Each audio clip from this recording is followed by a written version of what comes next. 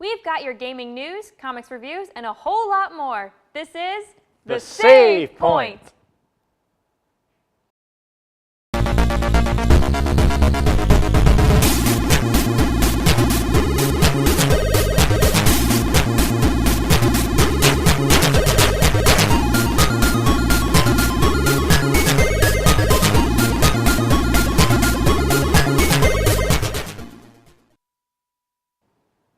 Hello, Monmouth University. Welcome to The Save Point, your #1 source for anything gaming. I'm your host, Marissa. And I'm John. And in today's episode, we have updates from Nintendo, comics in the news, and more news on YouTube.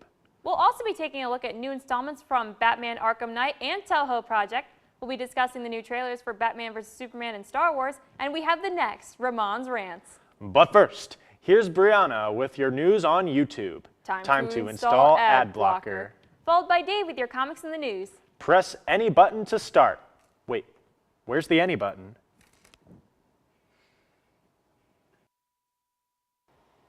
Hey everyone, I'm Brianna and I'm back with your YouTube news. Something big was announced recently, and it sounds like creators are finally getting the means to produce the content they have been dying to put out. YouTube has announced that the first partners that will receive funding under YouTube's original content program. The goal of the program is to keep the top content partners creating entertaining videos that will bring in new audiences. With video services like Facebook, Vimeo, and Vessel starting to grow, YouTube is trying to stay on top. The first to receive funding is Awesomeness TV. They are a popular teen and news gossip channel that are planning on working with YouTube and their owner, DreamWorks Animation, on feature-length films. The films will be put out on YouTube before they are released and anywhere else, and will star many popular YouTubers. Smosh, a popular comedy duo, will be getting funded to create a new comedy series based in a themed restaurant with crazy kids and parents. Joey Graceffa, a popular daily vlogger and recent competitor on The Amazing Race, will be creating a murder mystery series. The Fine Brothers, a duo that create sketches and even had their own show on Nickelodeon, will be funded to create a comedy series based on making fun of TV singing competitions. The last one is the one I am definitely most excited for. One of my favorite YouTube couples, Jesse and Gina of Prank vs. Prank, are creating a new series where they will try to pull off some of their biggest pranks yet. The best part is they will be inviting celebrity guests onto the show to pull the pranks with them. I am so excited to see what is to come from this program starting up. I also cannot wait to see who else will be invited to create some amazing series. Well, that's all the news I have for you today, Save Pointers. It's been a hell of a semester, and I'll see you next year. It's here, guys! It's finally here! I've been teasing this for weeks, but the Batman Superman Dawn of Justice trailer is finally here! Those, like myself, who are eager to see what director Zack Snyder had in store for Batman v Superman probably couldn't have told you exactly what they wanted. But now that the first official trailer has arrived, it's safe to say everyone was somewhat surprised. The first looks at Ben Affleck's Batman suit and armor, and the impending battle between the two title heroes are hard to ignore, meaning some of the smaller touches or subtle hints of larger themes may be easy to overlook. I've singled out a few points that both movie fans and comic book diehards will wind up debating in the months to release. So be warned that the following breakdown and analysis contains some potential spoilers for Dawn of Justice. Or it could be completely wrong, we'll find out later. The images of a giant Superman statue were among the first to leak from the set, possibly in the flattened Ground Zero resulting from General Zod's world engine in Man of Steel, now turned into a memorial and tribute to the city's savior. A crane is clearly placed in the background, hinting that Metropolis is still rebuilding. But it's the statue itself that deserves extra attention. Superman kneeling, extending one hand to the people below, and his other hand stretched up to the sky, tells you exactly how Kal-El was perceived immediately after the attack. But it turns out, old doom and gloom Jonathan Kent was right. People fear what they don't understand. Charlie Rose and Neil deGrasse Tyson may philosophize, but Lex Luthor, played by Jesse Eisenberg, and one U.S. Senator played by Holly Hunter are heard voicing their doubts, along with what sounds like Clark Kent's disguised voice warning about people's horrible track record. Unsurprisingly, Superman is once again called upon to save the day by preventing the catastrophic destruction of a Russian space debris. The insignia clearly shows the object to be a product of the Russian space program, meaning one feat of strength has already been revealed. Just how important it truly is in the end is unknown, but it's one hint that Superman has become a global protector, not just an American one. This next image may prove the most puzzling from the trailer, at least in terms of what it implies about the world's reaction to a superpowered savior. Armed guards bending a knee to Superman is enough to show how his perceptions have changed from Man of Steel, when he was placed in handcuffs instead. But there's no way of really knowing which country these military soldiers belong to, since their only insignia is the House of L's S on their shoulder. The fact that Superman seems calm, not shocked, could prove telling. If he's familiar with the faction and their underground bunker, then almost anything is possible. These troops may be a cult, a standard armed forces detachment that wears Superman's insignia as their own, or who knows, maybe a country has pledged its forces to the greatest warrior the world has ever seen. There's an abundance of Judeo-Christian imagery in this trailer, from crowds of people at what looks like to be a Day of the Dead celebration, seeking only to touch Superman's skin, or Superman simply hovering in the light as those below outstretch their hands. It all follows on the typical Messiah tropes that have defined Superman over the years. A hero glimpsed as a destined newborn, again as an innocent child, then a man of 30 years stepping forward to take on his mission. Given all those obvious parallels, it's not hard to believe people may begin to see the Man of Steel as a savior figure that the opening narration claims humanity seeks.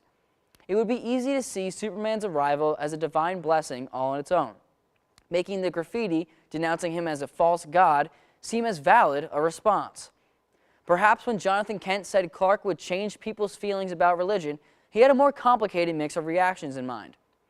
Now, after the sad Batman reveal of Ben Affleck in the suit showed how much of a departure Snyder's Batsuit would be from the armor of recent years, fans got a closer look at the suit and a chance to see it in motion. The slices across the Batman emblem still look to be the work of knives and bladed weapons, expected of an older, battle-hardened Batman. But the fabric of the suit itself is another story. The presence of several wrinkles in the suit implies audiences are meant to believe it really is just fabric pulled over Bruce Wayne's body, not augmented with armor. Beyond the suit's style, it has been confirmed that Affleck's cowl can bend more than most.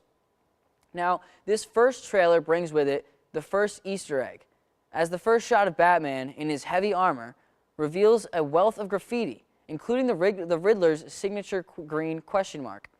We wouldn't put too much into this appearance, though. It's clearly a nod to the fans that was going to be found immediately, meaning it likely has little influence on the story at hand.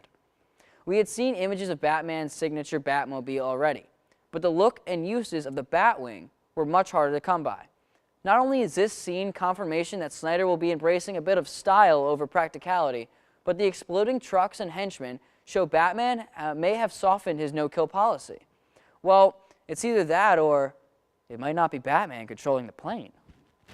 Yes, the obligatory shot of Batman atop a skyscraper looking out upon his city is once again present in this trailer, but with one added twist that viewers may have missed. The metallic pole poking out above Batman's head may first seem to be an antenna of the building. But make no mistake, it's a scoped rifle. But before any comic fans get upset that Zack Snyder has turned Batman into a gun-toting murderer, it's almost certainly another nod to Frank Miller's The Dark Knight Returns. The graphic novel was made an explicit influence when Snyder chose to reveal the superhero face-off using a speech from its comics. But the comic also includes Batman using firearms with more frequency than ever before. However, the guns are firing rubber bullets, and the rifle was used to fire a grappling line onto a nearby police helicopter. Whether or not that scene is recreated or Batman decides to start taking out enemies from a distance, the shot also confirms the heavier leather cape, complete with the classic scalloped edge seen in most comic book incarnations. You can't say Zack Snyder isn't a comic book fan. And now, of course, that epic face-off. Nothing new has been revealed since this standoff was revealed at SDCC last summer, but the closer look at Batman's suit of armor confirms it's even closer to the version seen in The Dark Knight Returns than first assumed. What powers the suit is still a mystery, but the seemingly modulated voice that it emits and the heavier weave on the cape speaks to the attention to detail. But even this suit of armor is battle-scarred, meaning Batman may have faced off against a number of superpowered opponents in the past. It's highly unlikely they'll be mentioned by name, but the suit's scrapes alone are confirmation that Batman isn't intimidated by a superhuman brawler, particularly one without any formal fighting skills. Those are all the nods to the comics, larger themes, and smaller touches and early Easter eggs that I could spot in the trailer. If you think I missed any major hints or simply wish to offer your own theories, be sure to mention them in the comments section of our new YouTube channel, Hawk TV MU, where you can find past episodes of all the Save Point and all of your favorite Hawk TV shows. That's all I have this week, Save Pointers. Stay tuned because later, Pat and I will be discussing the new Star Wars trailer. Don't hit that dice block and move just yet, Save Pointers. We'll be back with more gaming news after this short break.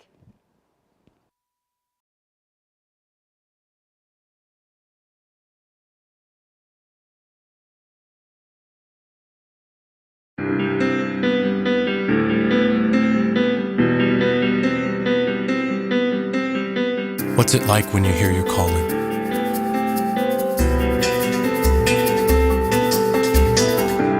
Will you remember where you were?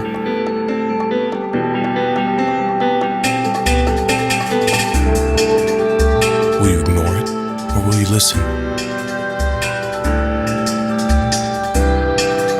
What if it calls you to go halfway around the world? To share your skills? To serve people you've never met, to do things you never thought you could.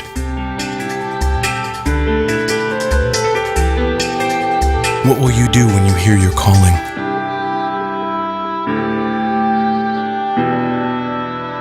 Peace Corps. Life is calling. How far will you go?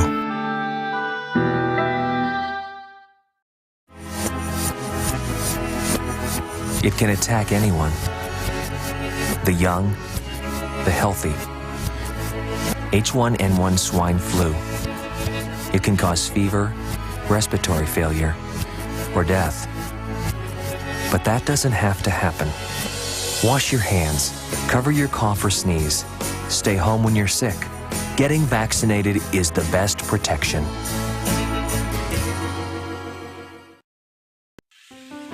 A boy born in Joplin, Missouri was fascinated by anything with wheels and a motor. The odds of him going on to fascinate millions with his talent?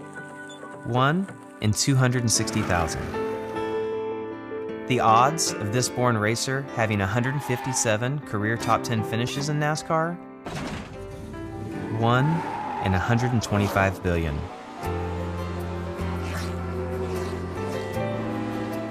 The odds of him winning both the Daytona 500 and the Brickyard 400 in the same year? 1 in 195 million.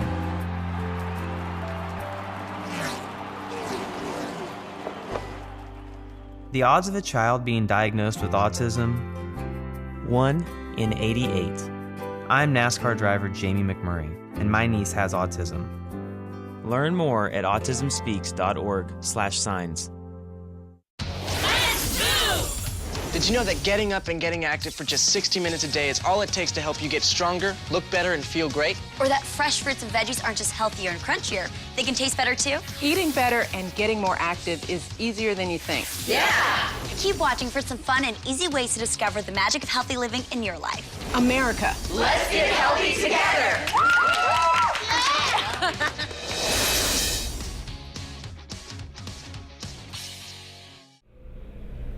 Swag. Swag, what? What are you doing? I'm on HawkTV12.com. HawkTV12.com? Yeah, it's so cool. You can watch all the Hawk TV programs on here, and it has the TV guide and...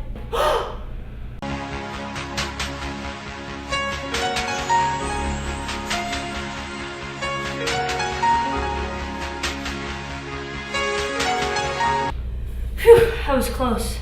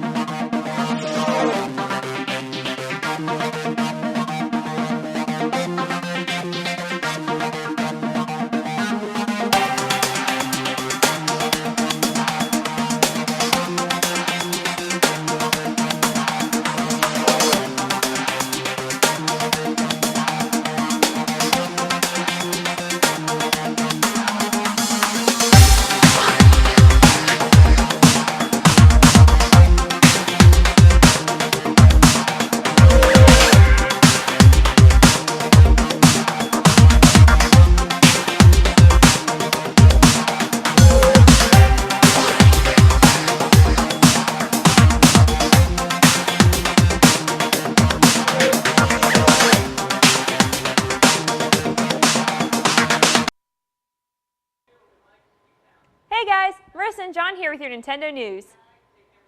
Swords and Soldiers 2 for the Wii U, hey that rhymes, will be out on May 21st. One day later, May 22nd, Puzzle & Dragon Z and Puzzle & Dragon Super Mario Bros. Edition will be released for the 3DS. Then on April 29th, Splatoon will launch on the Wii U, bundle and all. To celebrate the release of Splatoon, on May 15th, Nintendo will bring together teams of celebrities to participate in the Splatoon Mess Fest in Santa Monica, California. Shortly after the release of Mario Kart 8, players discovered a technique known as fire hopping.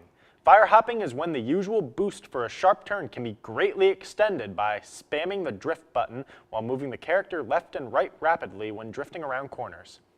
Fire hopping is similar to snaking, another exploit found in previous Mario Kart games. However, the new 200cc mode has apparently negated fire hopping. There is no video evidence to prove it yet, but many competitive players have said that in the 200cc mode, the technique has been either reduced or completely nerfed. Fans of Mega Man, which also rhymes, get excited! Mighty No. 9 will be arriving for the Wii U in North America on September 15th, as well as other territories on September 18th. In addition to the eShop download, there will also be a physical retail version for the console. There will also be versions for both the 3DS and the PlayStation Vita that will come out at a later point. So yeah, get excited, Ramon. Developer Concept is teaming up with Deep Silver, the German publisher who worked on Dead Island and Metro. No, not Metroid, that's different, to patent the game. Supposedly with this partnership, the game will feature much wanted additions, such as an extra language option and array DLC that will include an extra stage and boss battle. Kickstarter baggers will get these extras and the DLC for free, though the Ray content will also be included in the physical retail version of the game. As of April 27th, Pokemon Shuffle has now reached over 3.5 million downloads. To celebrate, Nintendo opened a special Celebi challenge to earn 1,000 coins. The challenge will run until May 18th, though the latest version of the game, version 1.1.11, is required in order to play the challenge. Activision confirmed the first round of songs for Guitar Hero Live. Songs that will be featured in the game include Sing by Ed Sheeran, Best Day of My Life by American Authors, Little Talks by Monsters and Men, What Doesn't Kill You by Jake Bugg, Cry of Achilles by Alter Bridge, and more. Some of the main features will include live-action realism, the world's first playable music video network where players can jump into their favorite music videos, and the chance to play on mobile devices. Finally, Viz Media is partnering up with the Master Quest Tour of Symphony of the Goddesses to sell a variety of Zelda-themed manga and graphic novels, including the graphic novel version of A Link to the Past by Shotaro Ishinomori starting on May 5th. That's all for Nintendo News. Tune in next time for more Big N updates. We need to take another short break, but we'll be right back after these messages.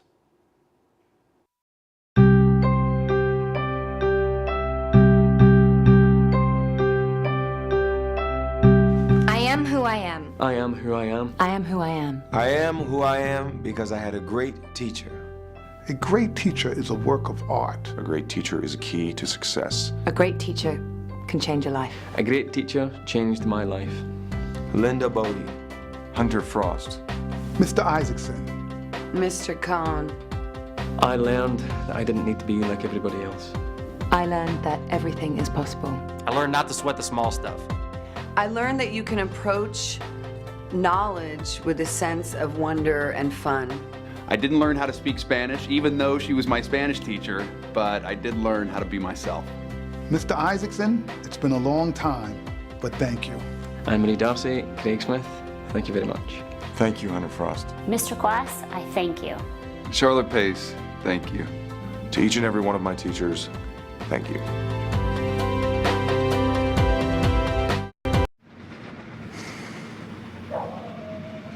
I look up to a lot of the older heads, you know, the innovators, the heads of the art movements of the past. They kept it really edgy, and like a lot of the Latin American muralists and Latin American artists, and their styles were very unique and new to their time. You know, somewhat controversial, but that's who I look up to mainly. Personally, I'm very excited about going to college. It's something new and it's something different than what I'm used to. I'm definitely going to be a little out of my element, but that's what makes it so exciting, is that, you know, it's something fresh. Well, there's so many opportunities that I think I could miss out on if I didn't go, you know? Getting into college takes planning and vision. You know, it's just like when I take a brick wall and turn it into a canvas for my art. Paintings help me realize that I've got what it takes. Odds of becoming an astronaut, 1 in 13,200,000. Odds of being struck by lightning, 1 in 576,000. Odds of dating a supermodel, 1 in 88,000. Odds of bowling a perfect game, 1 in 11,500. Odds of being trapped in an elevator, 1 in 24,528. Odds of catching a ball at a major league game, 1 in 563. Odds of an injury from shaving, 1 in 6,585. Odds of tripping while texting, 1 in 10. Odds of getting cancer in your lifetime, 1 in 2 men, 1 in 3 women. It's up to us. To change the odds for our generation. For the ones we love. For our future. If you don't like the odds, stand up. Stand up to cancer.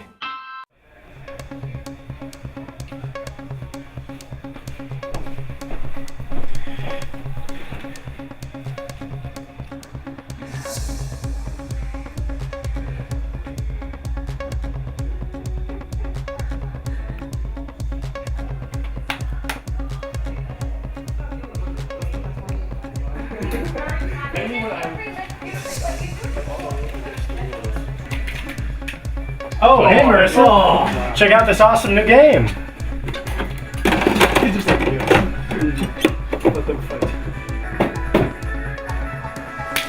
Oh. Let's play this game.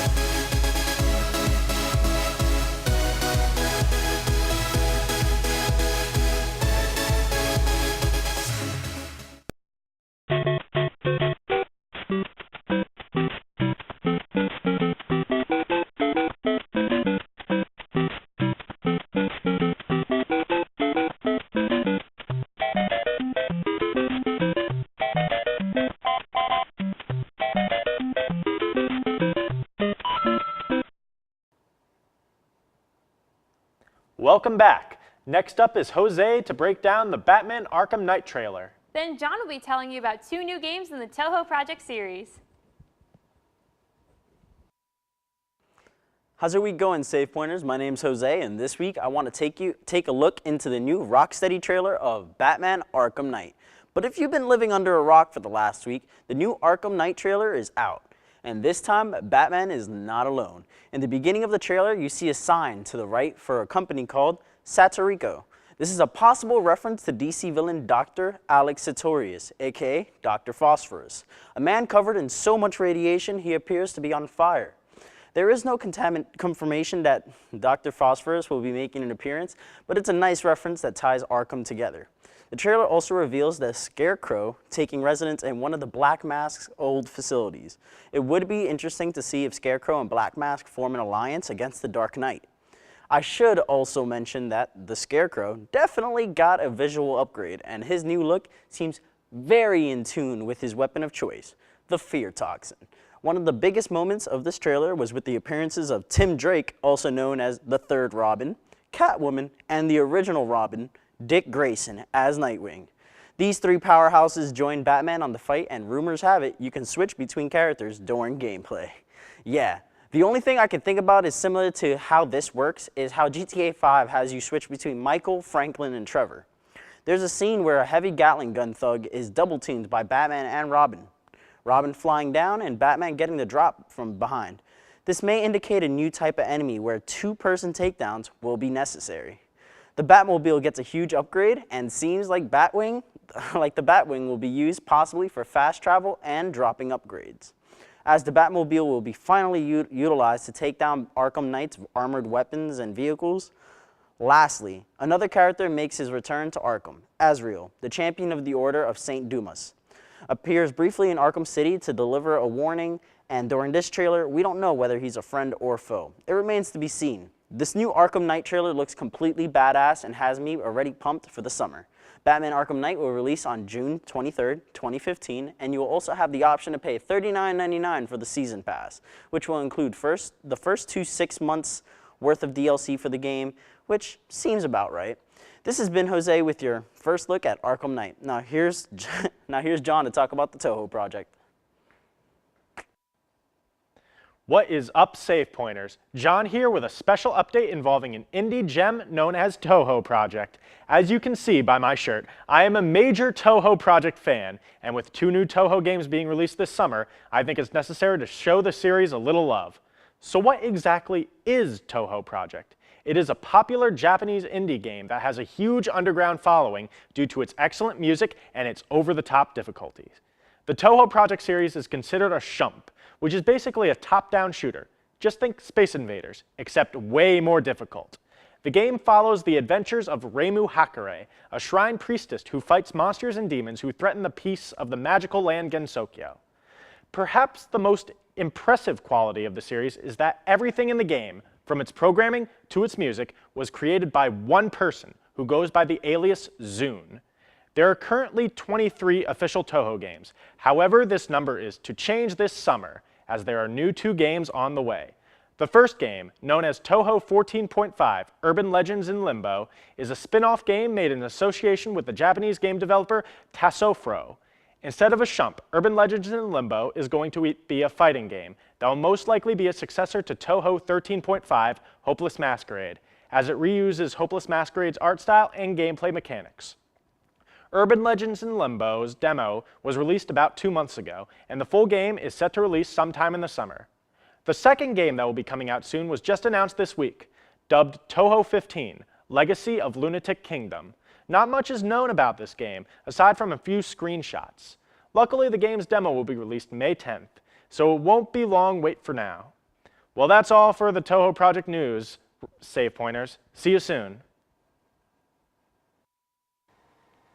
Hey Save Pointers, Dave here with Pat to discuss the new trailer for the new Star Wars movie. So let's get right into it. All right, Pat, give me just some thoughts on this trailer, this amazing trailer. All right, absolutely. I was absolutely blown away with it. I've been dying for the longest time to actually get a movie for what happens after Return of the Jedi. With all these latest installments, especially with like the Clone Wars TV show and with all the prequels, not to mention like their harsh criticism over the years, makes you think like, when are they actually going to move on? When are they going to find out like, what happens after that? Because despite the fact that that spoiler alert, that the Emperor and Darth Vader are both gone and out of the picture. What? Yeah. Okay. I'm so sorry, but anyway. I didn't see Star Wars yet, so I don't know. Oh. But anyway, it's like, they may be gone, but the rest of the Empire is still standing by and large. They weren't in the capital. They didn't get to Coruscant yet. They didn't get to the other planets in the expanded universe. Oh wait, I'm sorry. I mean Legends. But anyway, we'll get into that later. But the trailer itself, it gave off this great feeling of this sense of awe and beauty about it that you could only see in Star Wars. You have X-wings flying through the air and brushing past the water. You have gunfights going off inside space cruisers. You have TIE fighter pilots going around. And the best part about it is like most of it wasn't even CGI. They went back to the roots of Star Wars and they had actual people in these spaces and just going off like that. And it just gave you that feel of nostalgia and Star Wars. Yeah, I really liked there was a nice mix of old Star Wars stuff and new Star Wars stuff. Mix of a little bit of CGI here and there. You can't do Star Wars without a little bit of CGI. Yeah, exactly. But yeah, a nice mix of a little bit of CGI and practical effects.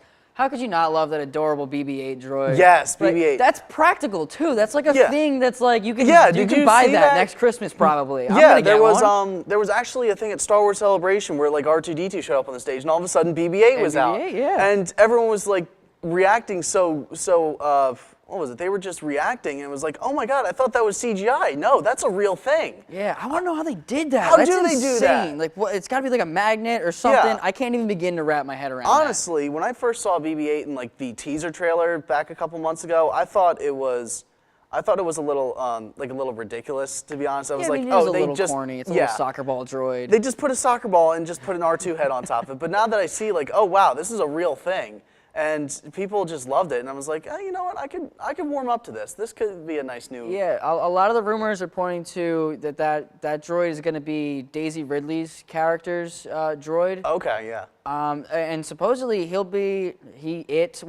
the next R2D2. You know, that adorable little droid Yeah. that's just always there. Yeah. I hope they don't ever get rid of R2D2. I think you need R2 and C3PO for it to really be a Star Wars. You kind of really do, yeah. They're the only characters I think that have been in absolutely every single movie. Yeah. And like other than Obi-Wan, I want to say, but And Anakin. Well, yeah, Anakin too. And it's like, but anyway, moving on to the expanded universe, actually, which has recently been dubbed Legends because Disney says that they are no longer official, that they're sort of leaving with a clean slate as to what happens after Return of the Jedi. Which makes a lot of good business standpoint. It does. It makes a really good business standpoint, but at the same time, undoubtedly, it creates a bit of negative feedback for like the fans of that expanded universe, myself included. I got really into those books and those stories, and I got really attached to those characters, more so than some characters from the original trilogy. But at the same time, I thought, you know what, Disney could figure out a way to turn this around. Disney is a lot of things, but they are not stupid. That's for I sure. mean, they know how to keep a fan base. They've done it with the MCU, and I am sure that they can pull it off with Star Wars. I think that, admittedly, the expanded universe got really extensive, and it got even convoluted at some points, and some of your favorite characters ended up like, you know, not making it all the way through. I'm not going to say exactly who dies. You're going to have to read the books for yourselves. But anyway, it gives Disney a really good chance to borrow some of the aspects that they consider especially precious to the fan base and sort of either rework it or reintroduce it in these movies. Yeah, I know a lot of fans of the expanded universe wanted to see Disney just pretty much adapt the Thrawn trilogy. Is that right, Thrawn? Yeah, I haven't read it myself, but I've heard so much about it. Yeah, it's it was supposedly the best Star Wars story ever. Yeah, a lot of people consider it's the best. Timothy Zahn was a gifted writer when he wrote those books. I read the first book. I have yet to read the second and third books. It was the first series of books post Return of the Jedi to be published. It was in 1991.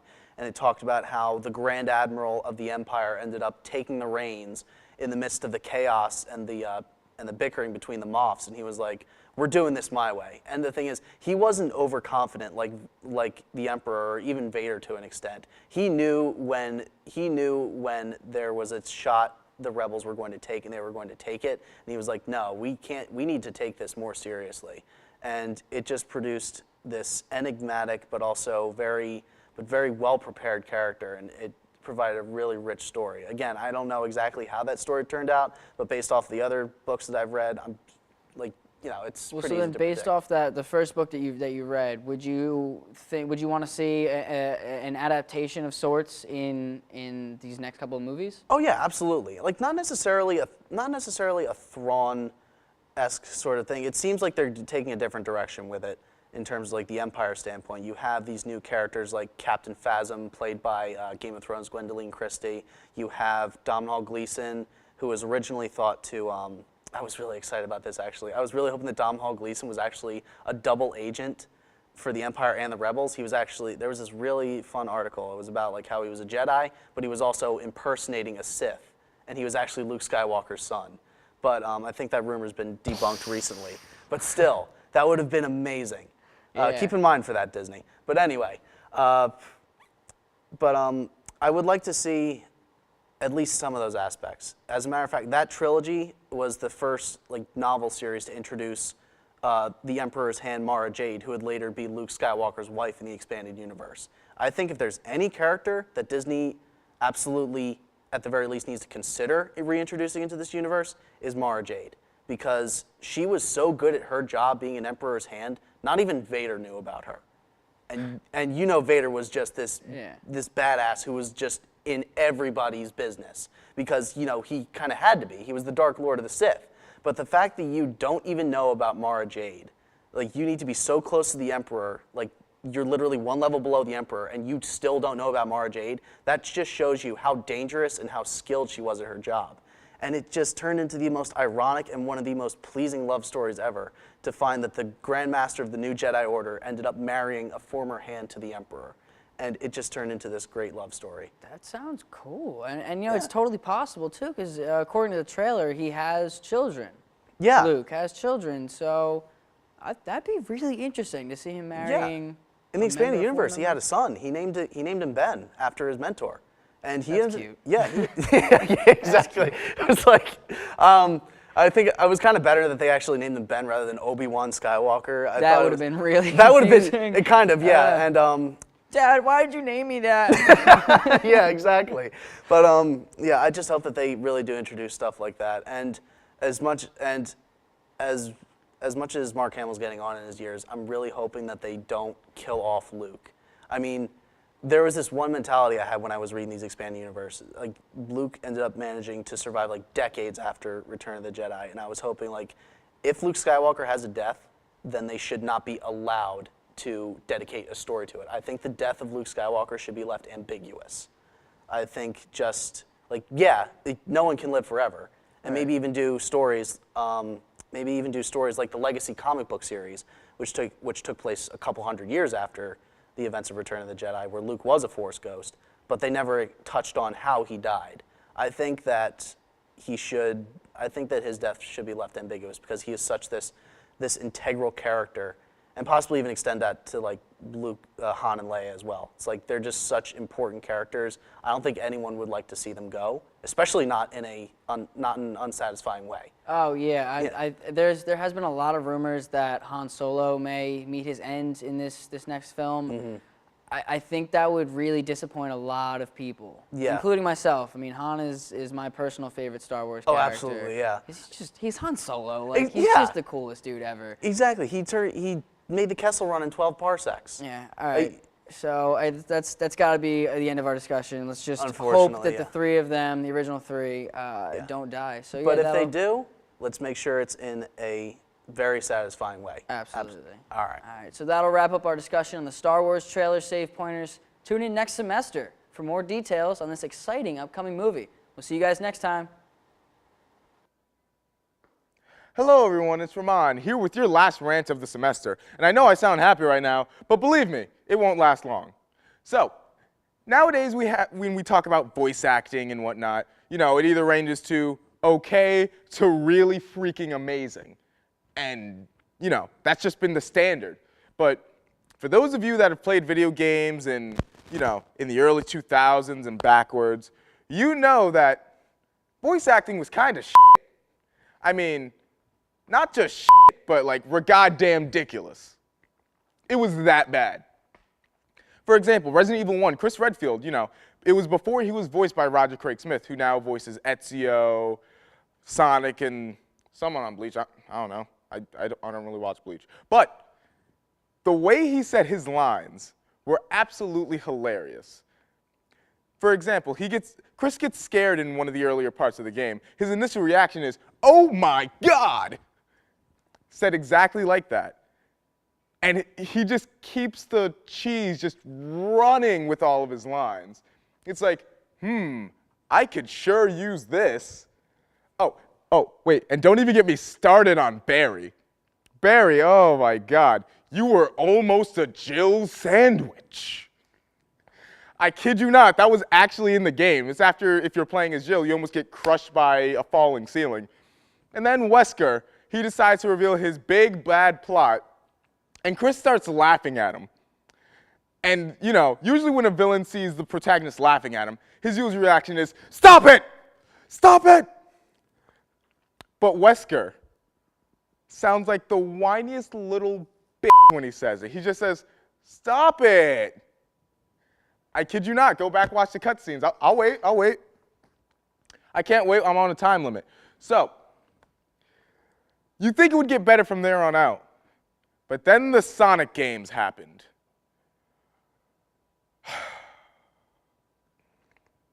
I don't know if it's, you know, a generational gap or what, but the voice acting just sounds dated, and it's something Sega's kind of known for.